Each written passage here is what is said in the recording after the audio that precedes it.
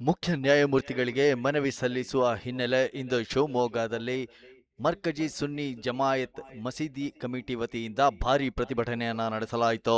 ನಗರದ ಶಾಲಿಂ ದರ್ಗಾದಿಂದ ಪ್ರಾರಂಭವಾದ ಈ ಪ್ರತಿಭಟನೆ ನಗರದ ಪ್ರಮುಖ ರಸ್ತೆಗಳಲ್ಲಿ ಸಾಗುತ್ತಾ ಶಿವಮೊಗ್ಗದ ಜಿಲ್ಲಾಧಿಕಾರಿಗಳ ಕಚೇರಿಗೆ ತಲುಪಿ ಪ್ರತಿಭಟನಾಕಾರರು ಘೋಷಣೆಗಳನ್ನು ಕೂಗಿ ನಾಜಿಯಾ ಇಲಾಯಿ ಖಾನ್ ವಿರುದ್ಧ ಕಠಿಣ ಕಾನೂನು ಕ್ರಮವನ್ನ ಕೈಗೊಳ್ಳಬೇಕು ಎಂದು ಆಗ್ರಹಿಸಿದರು.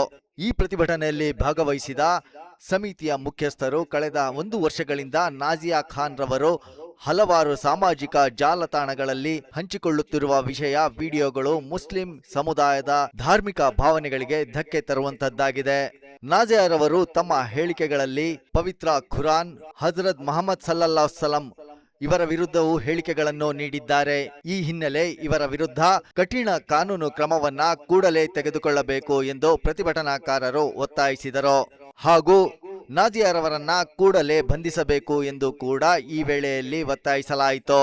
ಕ್ಯಾಮರಾಮನ್ ಅನ್ಸರ್ ಅಹಮದ್ ಜೊತೆಗೆ ನಾನು DP Aravind, F7 news, Shivamogga.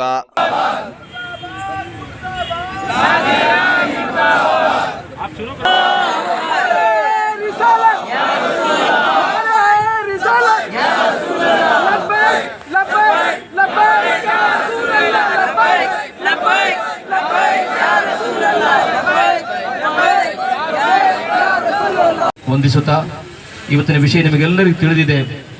ಮುಸಲ್ಮಾನ್ ಬಾಂಧವರಾದ ನಾವು ಸಮಾಧಾನದ ಪ್ರತಿಭಟನೆ, ಇದು ಸಮಾಧಾನ ಪ್ರತಿಭಟನೆ. ನಮ್ಮ ಈಮಾನ್ ಯಾರು ಕೆಣಕಬಾರದು. ನಾಜಿಯಾ, ಪಶ್ಚಿಮ ಬಂಗಾಳದ ನಾಜಿಯಾ ತುಂಬ ದಿವಸಗಳಾಯಿತು. ಯಾವುದೋ ಷಡ್ಯಂತರ ಅವರಿಂದ ಇದೆ, ದೊಡ್ಡ ಷಡ್ಯಂತರಗಳು. ಇದು ಇವತ್ತಲ್ಲ, ನಮ್ಮ ಹಿಂದೂಸ್ತಾನದ ನಮ್ಮ ಸ್ವಾತಂತ್ರ್ಯ ಆದಿಂದಲೂ ಇದು ನಡೆದು ಬಂದಿದೆ. ಈ ಒಂದು ಸಮಾಧಾನದ ಶಾಂತಿಯ ಧರ್ಮವಾದ ನಮ್ಮ ಇಸ್ಲಾಂ ಧರ್ಮವನ್ನು ಕೆಣಕುತ್ತಾ, ನಮ್ಮ ಈಮಾನ್ ಕೆಣಕುತ್ತಾ ಇರುವಂತಹ ಹಲವಾರು ಷಡ್ಯಂತ್ರಗಳು. ನಾವು ಅದನ್ನು ಕಣ್ಣು ಮುಚ್ಚಿ ಕೂತ್ಕೊಂಡರೆ ಇನ್ನೂ ಇದು ಷಡ್ಯಂತ್ರ ಜಾಸ್ತಿ ಆಗುತ್ತದೆ. ಆದ್ದರಿಂದ ನಾಜಿಯಾ ಮುಸಲ್ಮಾನರೇ, ಆವಾಗ ನೀವೊಂದೆಲ್ಲರೂ ಹೈದ ಮಾದ್ರು ನಮ್ಮನ್ನು ಮನದಟ್ಟು ಮಾಡಬೇಕು. ಒಂದು ಧರ್ಮದ ವಿರುದ್ಧ ಅಲ್ಲ ನಮ್ಮ ಸಮರ, ನಮ್ಮ ಕುರ್ಆನಿ ವಿರುದ್ಧವಾಗಿ, ಹುಜೂರ್ ಸಲ್ಲಲ್ಲಾಹು ಅಲೈಹಿ ವಸಲ್ಲಂ ವಿರುದ್ಧವಾಗಿ ಮಾತಾಡುವಾಗ ನಾವು ಮಾತಾಡದಿದ್ದರೆ ನಾವೆಷ್ಟು ಕೀಳಾಗಿ ಬಿಡುತ್ತೇವೆ.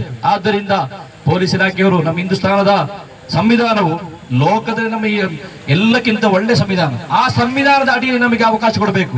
ಅವ್ರಿಗೆ ಯಾವ ಶಿಕ್ಷೆ ಕೊಡಬೇಕಾಗಿದೆ ಆ ಶಿಕ್ಷೆಯನ್ನು ಕೊಡಬೇಕಾಗಿದೆ.